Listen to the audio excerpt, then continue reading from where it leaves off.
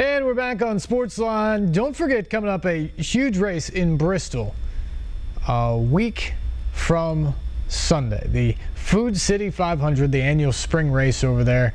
Got a chance to see 150,000+ people for Tennessee and Virginia Tech at Bristol Motor Speedway on the football field last fall. But now racing is back with the spring race.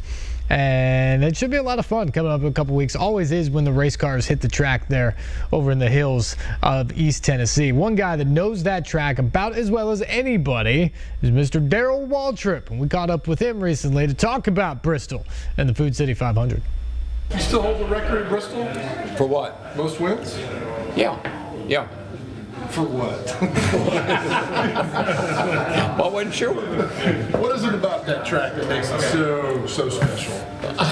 I was just telling those folks over there, the thing that I think helped me the most was I embraced the track.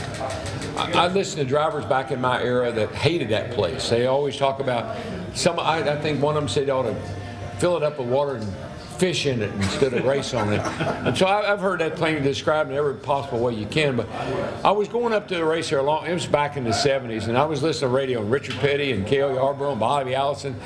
All they were doing was complain about too long 500 laps. I hate the place. Wears you out. Physically can't take it. Blah, blah, blah, blah. And I thought, you know what? That's a golden opportunity. When people feel that way, when they have that kind of a negative vibe about something, if you could turn that around and use it to your advantage, and that's what I did.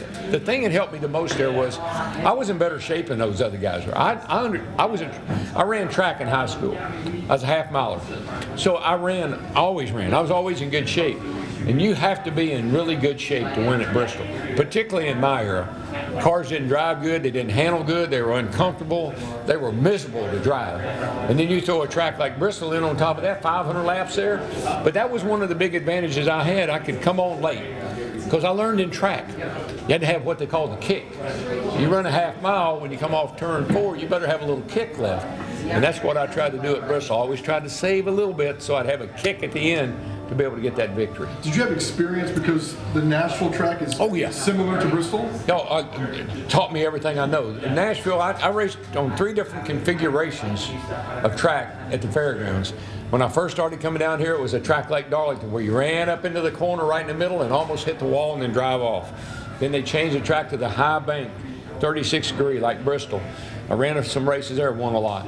And then they cut the banking down to the track we've got today. So I went through a lot of really learning experiences at the fairgrounds, and I used those. I went to Salem, Indiana. I won, 14 races at Salem, Winchester, any high bank short track, that was in my wheelhouse. With the new stage format, how does that kind of impact your strategy at a smaller track like Bristol? Yeah, I thought it was interesting at Martinsville, that when it came to the end of that stage, boy, you could feel the intensity pick up. I mean, it's not just for the lead. I think you saw Stenhouse kind of move Kyle Busch out of the way to get back on the lead lap, knock Kyle up out of the way, and here come Chase Elliott, and Chase won that stage. But kind of back through the field, because the top 10 get points, and the playoff points are huge. And so we see a lot more racing coming to the end of one of those stages than we've ever seen before. Now, there was a lot of skepticism. A lot of people said, I don't know if I like this or not. I don't know if I want them to change things around that much. But I think people now are really, I think they're seeing the fruits of what NASCAR saw and kind of envisioned, and it's really paying off.